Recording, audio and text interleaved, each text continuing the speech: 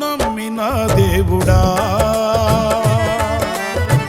నా పితరుల ఆరాధ్య దైవమా, ఇశ్రాయేలు కాపరి బహు గొప్ప నేపరి, నీకు సాటి ఎవరు యేసయ్యా.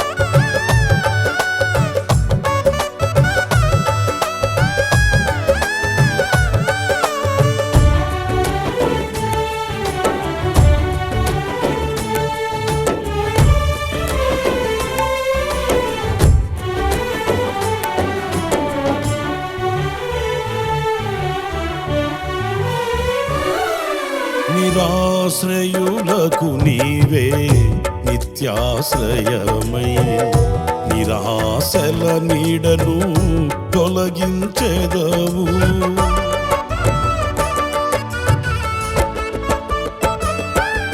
నిరాశ్రయులకు నీవే నిత్యాశ్రయమై, నిరాశల నీడను తొలగించెదవు. విస్తారమైన నీ కృపతో నింపి, నిస్సారమైన బ్రతుకును మార్చెదవు. విస్తారమైన నీ కృపతో నింపి, నిస్సారమైన బ్రతుకును మార్చెదవు. విజయోత్సవముతో ఊరేగించెదవు.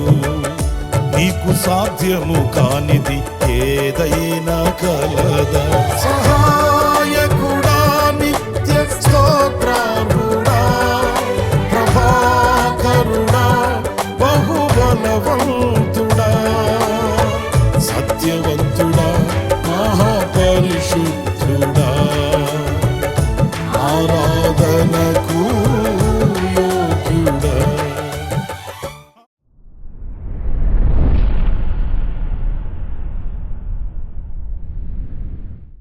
Praise the lord. ప్రభు అయిన యేసుక్రీస్తు నామములో మీ అందరికీ హోసన్నా మినిస్ట్రీస్ తరపున హృదయపూర్వకమైన వందనాలు తెలియపరుస్తున్నాను. ఈ దినం విశేషమైన కృప నా దేవుడు సమృద్ధిగా మీకు అనుగ్రహించుగాక. పురిల పరిశుద్ధ గ్రంథంలో నుంచి ప్రకటన గ్రంథం 1వ అధ్యాయం 8వ వాక్యాన్ని నేను చదువుతున్నాను, జాగ్రత్తగా ఆలకించండి. అల్ఫాయు ఒమేగయు నేనే, వర్తమాన భూత భవిష్యత్ కాలములలో ఉండువాడను నేనే అని సర్వాధికారియు దేవుడు నగు ప్రభువు సెలవిచ్చుచున్నాడు. ఈ వాక్యంలో మనం గమనించవలసింది, సర్వాధికారి అయిన ప్రభు సెలవిచ్చుచున్నాడు అనే మాట మనం ధ్యానించినప్పుడు, మన దేవుడు సర్వాధికారము కలిగిన దేవుడు అనేది స్పష్టమవుతుంది. ఎందుకంటే మన దేవునిని గూర్చిన వివరాలు అవగాహన మనకు లేనప్పుడు మన అడుగులు తడబడుతాయండి, మన దృష్టి మారుతుందండి, మన విశ్వాసం సన్నగిల్లిపోతుంది. నిరీక్షించవలసిన వాటిని నిరీక్షించలేము, విశ్వసించవలసిన వాటిని విశ్వసించలేము, పొందుకొనవలసిన దీవెన కూడా అందుకోలేము. ఎందుకంటే మన దేవుడు ఎవరో మనకు తెలియదు కదా. ఆయనను మనం తెలుసుకుని వారమైతే, ఆయనను ఎరిగిన వారమే అయితే, మనము ఆయనను పూర్ణంగా విశ్వసించడానికి దోహదపడుతుంది. కనుక ప్రప్రథంగా మన ప్రభువు ఎవరు అనేది, ఆయన ఎంత శక్తి కలిగిన వాడు అనేది, ఆయనలో ఎంత సామర్థ్యత ఉన్నది అనేది మనం స్పష్టంగా తెలుసుకోవలసిన అవసరం ఎంతైనా కూడా ఉంది. ఈ వాక్యంలో మన ప్రభువు సర్వాధికారి. కొన్ని శాఖలకి కొంతమంది అధికారులు ఉంటారు, వారు ఆ శాఖలకు మాత్రమే అధికారం కలిగిన వాళ్ళు. నీటిపారుదల శాఖ, అలాగే విద్యాశాఖ, వైద్య శాఖ, ఇలాగే కొన్ని విభాగించబడిన శాఖలు ఉంటాయి. ఆ శాఖకు సంబంధించిన వ్యక్తులు దానికి మాత్రమే పరిమితం. కానీ మన ప్రభువు సర్వాధికారి, సర్వము మీద అధికారి. మీరు పరిశుద్ధ గ్రంథంలో మత్తయి సువార్త 8వ అధ్యాయం 26వ వాక్యం చదివినప్పుడు, అందుకు ఆయన, అల్ప విశ్వాసులారా, ఎందుకు భయపడుచున్నారని వారితో చెప్పి లేచి గాలిని సముద్రమును గద్దింపగా మిక్కిలి నిమ్మళమాయను. ఈ వాక్యంలో మనం ఏం గమనిస్తాము? ఈ సృష్టి మీద ఆయనకు అధికారం ఉన్నది. ఎందుకంటే ఆ నావలో ఉన్న వాళ్ళందరూ అలజడి పాలైపోయారు. బ్రతుకు మీద ఆశలు అంతరించిపోతున్నాయి. అల్లాడిపోతూ తల్లడల్లిపోతూ ఇక మనకు దారి లేదు బ్రతకడానికి అని వాళ్ళు కృంగిపోతున్నప్పుడు ప్రభువు లేచి గాలిని సముద్రాన్ని గద్దించాడంట. కొన్ని సందర్భాలలో చూడండి, ఇలాంటి విపత్తులు ఏర్పడ్డప్పుడు ప్రభుత్వం కొన్ని అనౌన్స్మెంట్స్ చేస్తుంది. పల్లపు ప్రాంతంలో ఉన్న వాళ్ళందరూ మెరక ప్రాంతాలకు వెళ్ళండి అని ప్రజల్ని అప్రమత్తం చేస్తారు. అంతేగాని గాలిని, వానని, లేక వరదల్ని ఆపగలరండి? ఆపే శక్తి ఎవరికి కూడా లేదు. ఒకవేళ తప్పించుకునే మార్గాన్ని ఎంపిక చేసుకోవచ్చేమో, కానీ దానిని ఆపగలిగిన, సృష్టిని ఆపగలిగిన శక్తి ఎవరికి కూడా లేనే లేదు. కానీ మన ప్రభువు గాలి కొడుతుందా? కెరటాలు ఉవ్వెత్తులు లేస్తున్నాయా? అలాగైతే లంగర్లు దింపండి, నావని మరోవైపు త్రిప్పండి అని సూచనలు వాళ్ళకి ఇవ్వలేదు. కానీ వాళ్ళను కలవరపరిచే ఆ గాలిని, వాళ్ళను కలవరపరిచే ఆ సముద్రాన్ని, వాళ్ళకి అపజయం పర్వతంగా నిలిచిన ఈ సృష్టిని ఆయన గద్దించాడు. అంటే సృష్టి మీద ఆయనకి సర్వాధికారం ఉంది. ఎందుకంటే ఆయన మాటతో సృష్టించబడినవి కదా, ఆయన నోటి మాటతో ఇవి ఏర్పరచబడినవి కదా. వాటి మీద ఆయనకి సమస్త విధములైన అధికారం, దేనినైనా శాసించగలిగిన శక్తి. నా ప్రియ సహోదరులారా, సముద్రానికి ఆనకట్ట వేశాడు ఆయన. గాలిని ఆయన ఆజ్ఞ ఇచ్చి సృష్టించాడు. నదులకు ఆయన ఆజ్ఞ ఇచ్చాడు. పర్వతాలకి ఆయన ఆజ్ఞ ఇచ్చాడు. ఇవన్నీ మనం లేఖనాల్లో మనం చదువుతాం. నదులు, కొండలు, పర్వతాలు ఆయన సన్నిధిలో చప్పట్లు కొడుతున్నాయట, అంటే హర్షిస్తున్నాయట.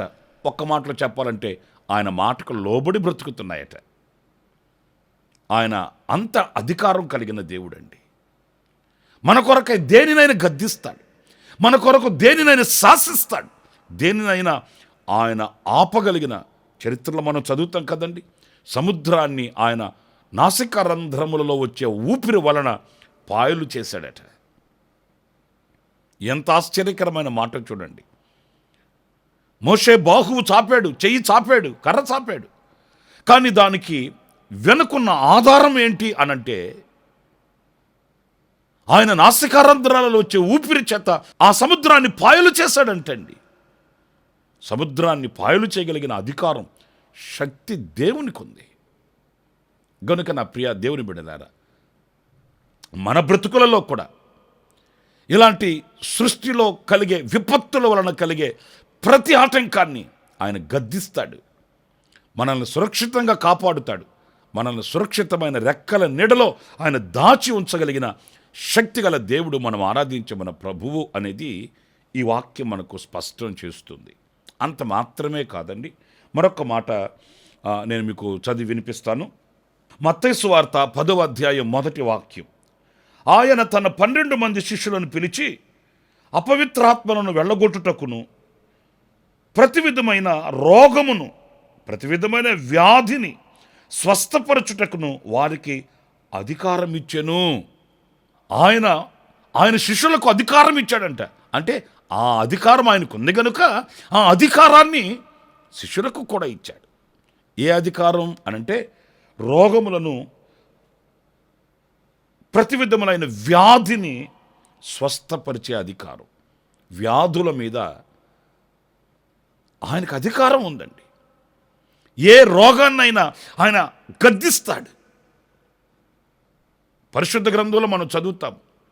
ఎలాంటి రోగస్తులైనా ఆయన దగ్గరకు వచ్చినప్పుడు వారిని స్వస్థపరిచి, ఆరోగ్యం ఇచ్చి, క్షేమాన్ని ఇచ్చి వారిని సాగనంపిన ఘనచరిత్ర మన పరిశుద్ధ గ్రంథంలో మనం చదువుతామండి.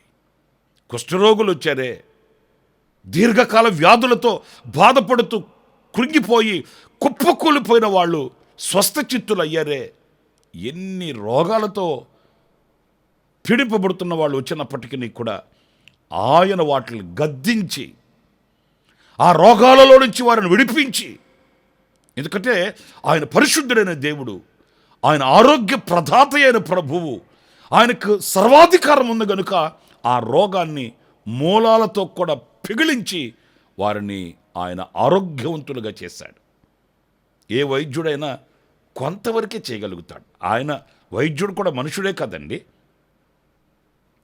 ఆ వైద్యుడు కూడా మనలాంటి స్వభావం కలిగిన, మనకు కలిగిన జ్ఞానం కలిగిన వ్యక్తే. కానీ నరునికి నిర్మాణాన్ని కలుగు చేసిన సర్వశక్తి కలిగిన దేవుడు నరుడు వంటి వాడు కాదు. ఆయన దేవుడు. మన శరీరంలో ఉన్న ప్రతి అణువానికి తెలుసు, ప్రతి పరమాణువానికి తెలుసు, మన రక్తములో ఉన్న ప్రతి స్వభావం ఆయనకి తెలుసు. ఆయన సృష్టికర్త, ఆయన మనకు నిర్మాణకుడు, ఆయనే మనకు పోషకుడు. ఏ రోగంతో బాధపడుతున్నా, ఏ వ్యాధితో ఉన్నప్పటికీ ఒక్క మాట చాలండి. ఆ మాట చేత స్వస్థతను అనుగ్రహించి ఆ రోగాన్ని గద్దించి ఆ రోగాన్ని మనలో నుంచి తీసివేయగలిగిన అధికారం దేవునికి. నాకు కొన్ని సాక్ష్యాలు తెలుసండి. వైద్యులు కూడా చేతులెత్తేసి ఏం చేయలేని పరిస్థితుల్లో చేతులు ముడుచుకున్న ఆ వేళ వాళ్ళ కన్నీటి ప్రార్థనను బట్టి, వాళ్ళు విరిగి నలిగిన ఆ మనసుతో చేసిన ప్రార్థనను బట్టి దేవుడు అద్భుతం చేసి మరణపు అంచులలో నుంచి వారిని బ్రతికించిన ఆ గొప్ప సాక్ష్యాలు కొన్ని నాకు తెలుసండి. ఒకటి కాదు, రెండు కాదు, ఎన్నో చెప్పగలను. ఇక గంటల మనిషిను ఇక మీరు తీసుకెళ్ళిపోండి ఇంటికి అని డాక్టర్లు చెప్పినప్పుడు మరి ఆ క్షణాన దేవుడు కనికరించి వాళ్ళని సజీవులుగా లేపిన ఎన్నో గొప్ప సాక్ష్యాలు నేను విన్నానండి. వాళ్ళ బ్రతుకులలో మాత్రమే కాదు, మన బ్రతుకులలో కూడా అలా చేయుటకు ఆయన శక్తిగల దేవుడు. ఆనాడు హిజ్కియాకు చేశాడు, ఆనాడు మన పితరులకు చేశాడు. ఆనాడే కాదు, నిన్నే కాదు, ఈనాడు కాదు, రేపు కాదు, యుగ సమాప్తి వరకు ఆయన అద్భుతాలు చేస్తాడు. అల్ఫా ఒమేగా, ఆయన ఆది అంతమై ఉన్న దేవుడు. అప్పుడు చేశాడు, ఇప్పుడు వృద్ధాప్యంలోకి వచ్చేసాడు కనుక ఇప్పుడు అన్ని గొప్ప కార్యాలు చేయలేకపోతున్నాడు అనే మాట ఆయన దగ్గర చెల్లదు. ఆయనకు వృద్ధాప్యం లేదు, ఆయనకి శక్తిహీనత లేదు. ఆయన సర్వాధికారి, సర్వశక్తి కలిగిన దేవుడు, రోగము మీద అధికారము కలిగిన గొప్ప దేవుడండి. ఆయన చెంతకు వచ్చిన వారిని స్వస్థపరిచి క్షేమమిచ్చి దీవించి పంపిస్తాడు. ఆయన అంతటి మహనీయుడైన ప్రభువు అండి. మరొక మాట కూడా నేను మీకు జ్ఞాపకం చేస్తాను. యోహాను సువార్త 10వ అధ్యాయం 18వ వాక్యాన్ని నేను చదువుతున్నానండి. ఎవడునూ నా ప్రాణమును తీసుకొనడు, నా అంతటి నేనే దానిని పెట్టుచున్నాను. ప్రాణము మీద ఆయనకు అధికారం ఉందండి. ఎవరు నన్ను చంపి నా ప్రాణాన్ని తీయలేరు, నా అంతట నేనే. ఎంత రోషం కలిగిన మాట చూడండి. మనం ఏమనుకుంటామంటే పాపం యేసుక్రీస్తు దిక్కులేని చావు చనిపోయాడు, ఎవరు ఆయన పక్షాన నిలబడలేదు, ఎవరు ఆయనకు తోడుగా ఉండలేకపోయారు కనుక ఆయన ఆ మూర్ఖుల చేతిలో ప్రాణాన్ని పోగొట్టుకున్నాడు అనే అవివేకపు ధోరణి మంది. కానీ వాక్యం అంటుంది, ఎవరు నా ప్రాణం మీద అధికారం వాళ్ళకి లేదు. పిలాతు అదే చెప్పాడండి. నిన్ను శిక్షించుటకైనను తప్పించుటకైనను నాకు అధికారం ఉంది, ఒక్క మాట మాట్లాడవయ్యా అన్నప్పుడు యేసయ్య అన్నాడు, పైనున్నవాడు అధికారం ఇవ్వకపోతే నువ్వేం చేస్తావు నాయనా? ప్రాణం తీసే అధికారం, ప్రాణం ఇచ్చే అధికారం నీకు లేదు, నాకుంది. ప్రభు అయిన యేసుక్రీస్తు చెప్పాడండి, ప్రాణం పెట్టడానికి ప్రాణం తీయడానికి నరునికి ఆయుష్ను నియమించిన వాడు ఆయన కదా, ఆయనకుంది అధికారం. మరి ఎవరికి ఉంటుందేంటి? ఆయన ప్రాణము మీద కూడా మరొకరికి అధికారం లేనే లేదు. సర్వాధికారం ఆయనకు ఉన్నది. అందుకే సర్వలోక పాప పరిహారార్థమై, సర్వలోక కళ్యాణార్థమై యేసుక్రీస్తు మనందరి కొరకు తన ప్రాణమును ఆయనే మన కొరకు అర్పించాడు.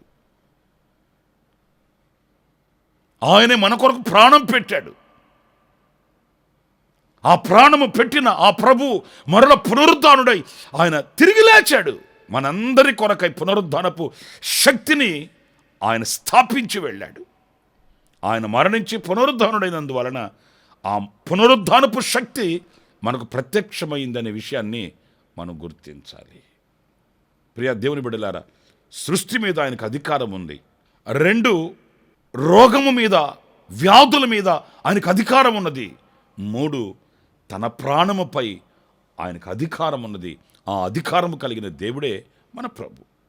ఇంకొక చిన్న మాట కూడా చెప్పనా, మీరు మార్కు సువార్త 1వ అధ్యాయం 27వ వాక్యం చదివితే, అందరూ విషమయముంది, ఇదేమిటో, ఇది కొత్త బోధగా ఉన్నదే, ఈయన అధికారముతో అపవిత్రాత్మలకు ఆజ్ఞాపింపగా అవి ఆయనకు లోబడుచున్నవని ఒకరితోనొకడు చెప్పుకొనిరి.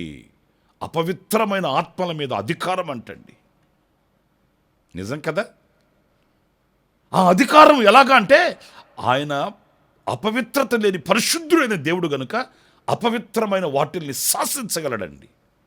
ఇప్పుడు అపవిత్రతలో ఉన్న తండ్రి పవిత్రతను గూర్చి తన కుమారునికి చెప్పగలడా? పాపములో ఉన్న వ్యక్తి పవిత్రతను గూర్చి చాటించగలడా? లేదు. ఆయనలో మచ్చ, మడత, డాగు, కళంకం లేదు గనుక, ఆయన సంపూర్ణుడు, పరిశుద్ధుడైన దేవుడు గనుక ఎవరూ సమీపించలేని ఆ ఉన్నతమైన స్థానమందు ఆయన మహిమలో వసించుచున్న గొప్ప దేవుడు గనుక అపవిత్రమైన ఆత్మల్ని ఆయన గద్దిస్తాడు, వాటిని వెళ్ళగొడతాడు, వాటిని శాసిస్తాడు. గెరాసేలు ప్రాంతానికి వెళ్ళినప్పుడు అక్కడ కొన్ని అపవిత్రమైన ఆత్మలు ఒక అతనిని పట్టి పీడిస్తున్నాయి. యేసుక్రీస్తు ఆ ప్రాంతానికి వెళ్ళగానే ఆ సేన, ఆ సమూహంగా ఉన్న ఆ అపవిత్రమైన ఆత్మలు యేసు ప్రభుని చూచి అంటాయి, సర్వాధికారి, సర్వోన్నతుడా, మాతో మీకేం పనయ్యా, మమ్మల్ని విడిచిపెట్టి వెళ్ళు, లేదా ఈ పందుల్లోకి మమ్మల్ని పంపించు. నేను అంటాను పంపించు అనకపోతే వెళ్ళొచ్చు కదా. ఆయన ఎదుట ఏ అపవిత్రమైన ఆత్మ నిలబడలేదండి, ఏ దయ్యపు శక్తి నిలబడలేదండి. వాటి మీద ఆయనకి సర్వాధికారము ఉన్నది కనుక వాటిని శాసిస్తాడు, వెళ్ళగొడతాడు, పవిత్రతను స్థాపిస్తాడు. నేను అనకూడదు కానీ కొన్ని కుటుంబాలని కొన్ని అపవిత్రమైన ఆత్మలు ఆవరించి ఉంటాయండి. ఏమి చేసినా, ఎంత చేసినా ఇంట్లో ఏది కలిసి రాదు. కష్టపడుతుంటారు, నష్టపోతుంటారు, శ్రమ పడుతుంటారు, రెక్కల ముక్కలు చేస్తుంటారు, ఏమీ మిగలదు. తింటుంటారు, వంట పట్టదు, పడుకుంటారు, నిద్ర పట్టదు. ఏదో ఒక కలవరం ఆ కుటుంబాన్ని పట్టి పిప్పి చేస్తుంటుంది. వీళ్ళు కూడా దానిని గట్టెక్కాలని ఎన్నెన్నో చేస్తుంటారు. కానీ యేసుక్రీస్తు మూలాన మాత్రమే విజయం కలుగుతుందండి. యేసుక్రీస్తు మూలాన మాత్రమే ఆ క్షేమస్థితికి చేరుకోగలము అనే విషయాన్ని మనం మర్చిపోకూడదండి. ఆయన సర్వాధికారి అయిన ప్రభు. ఆ సర్వాధికారి అయిన ప్రభు మీ బ్రతుకులలో కూడా ఆయన సర్వాధికారిగా నిలిచి మిమ్మల్ని ఆ రీతిగా దీవెనకరమైన మార్గాలలో నడిపించునుగాక. ఆమేన్. తలలు వంచండి, చిన్న ప్రార్థన చేసుకుందాం. సత్యస్వరూపియగు ప్రభువా, మీకు వందనాలు. మీరు ఆదియు అంతము, అల్ఫా ఒమేగా, మొదటివాడును కడపటివాడును మీరై ఉన్నారు స్వామి. మీరు సర్వాధికారి అయిన ప్రభువు, సృష్టిని శాసించగలిగిన దేవుడవు, రోగాన్ని శాసించగలిగిన దేవుడవు, ప్రాణాన్ని నిలబెట్టగలిగిన లేకపోతే ప్రాణం మీద సర్వాధికారము కలిగిన దేవుడవు, అపవిత్రమైన ఆత్మల మీద అధికారము కలిగిన దేవుడవు. అందుకు నీకు స్తోత్రాలు. మా బ్రతుకులలో కూడా మీరు ఆ రీతిగా సర్వాధికారిగా ప్రత్యక్షమై మమ్మల్ని చేపట్టి నడిపించమని ఈ మాటలు విన్న ప్రతి ఒక్కొక్కరిని పేరు పేరు వంతున మీ చేతులు సమర్పిస్తున్నాను. వారి కుటుంబాలని వెలిగించండి, కుటుంబాలని దీవించండి, ఆశీర్వదించండి. ఏదైనా బలహీనతలతో రోగాలతో ఉంటే ఈ క్షణమే ప్రభు మీ గాయపరచబడిన హస్తం చాపి మీ శక్తి కలిగిన వాక్కు పంపి మీ బిడ్డలను స్వస్థపరిచి ఆరోగ్యాన్ని అనుగురించి దీవించమని శక్తి కలిగిన బాహుకి మీ బిడ్డలను అప్పగిస్తూ యేసు నామములో ప్రార్థించి వేడుకొనుచున్నాను తండ్రి. ఆమేన్. ఆమేన్. ప్రభు మిమ్మల్ని దీవించి ఆశీర్వదించునుగాక. ఈ దినమంతా విశేషమైన కృప నా దేవుడు సమృద్ధిగా మీకు అనుగ్రహించుగాక. ఆమేన్. ప్రతిదినము ఈ అనుదిన కృపాను సందేశముల కొరకు, ఇంకా మరిన్ని ఆత్మ సంబంధమైన సందేశాల కొరకు ఈ మా యూట్యూబ్ ఛానల్ ను సబ్స్క్రైబ్ చేసుకోండి. Pastor Ramesh hosanna ministries.